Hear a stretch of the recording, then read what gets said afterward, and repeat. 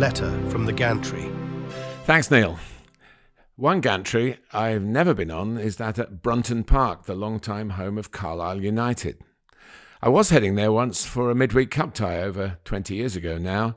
I'd just come off a flight at Newcastle Airport when I got a call to say that the game was off. Attempts to clear the ground from frost had failed. I remember that Roddy Collins was the manager, brother of Steve, the iconic Irish boxer. When the game was finally played, it wasn't on television, and no other opportunity to commentate at Carlisle has come along my way since. But they now have a giant of the game at the helm in their manager Mark Hughes. I crossed paths recently with Mark, in his 60s now, but still looking as trim and fit as in his playing days. I've actually seen quite a lot of him down the years, starting with an interview for the St and Grevesy Saturday preview programme in Rwabon, the village in North Wales where he was born and grew up. He was then a teenager who'd already made an impact at Manchester United.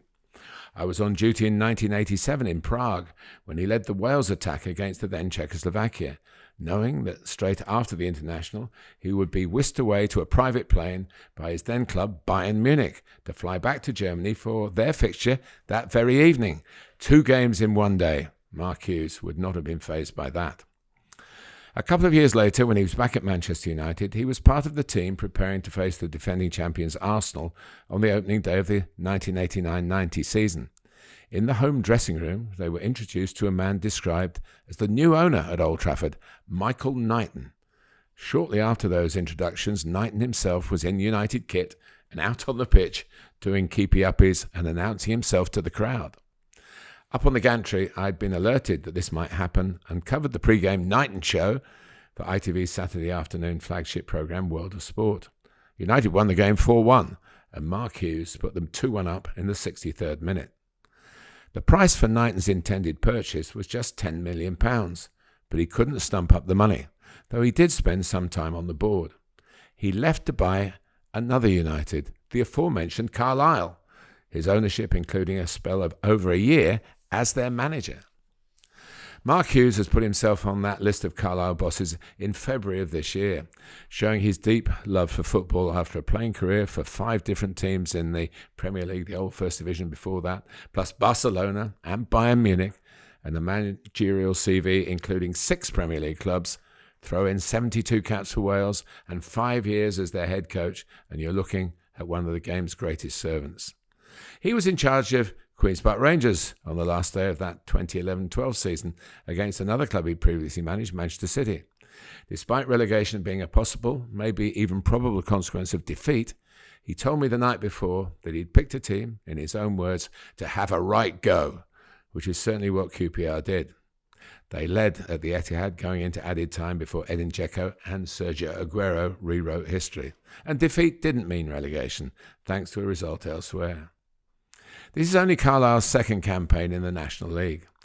30 years after they had topped the old First Division after winning the first 3 games of still their only ever season in the top flight, they had dropped out of the Football League. But in 2004-05, they bounced straight back under the management of Paul Simpson. There will be great expectation on Mark Hughes to do exactly the same. Nicknamed Sparky throughout his professional career, his spark is still very much there. Loved Mark Hughes. Loved Mark Hughes. What a great player he was. Best hold-up player. Imagine great movement in the days when you didn't talk about movement so much. Great volleyer as well, which is a terribly difficult skill. He opened the space. Yeah. Always opened the space for the talented players as a target man. When he was in his mid plus 30s. He'd gone to Southampton from Chelsea, and he came back for an event. And I said, you say he's looking trim in his 60s. I said, you're looking good. And he said, I'm exactly the same weight as I was in my prime.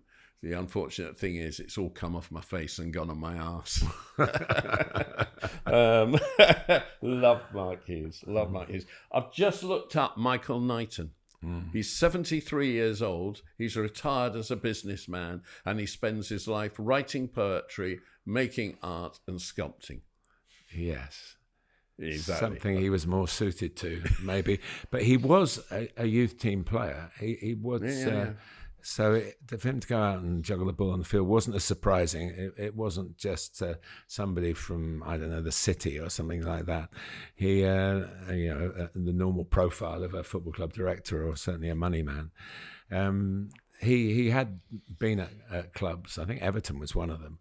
So he had a bit of a football playing background, and that's probably why he thought he could manage Carlisle. But he took over from a very good friend of mine, Mervyn Day, who was a very popular manager of Carlisle United, and that didn't go down well, certainly not in my household anyway.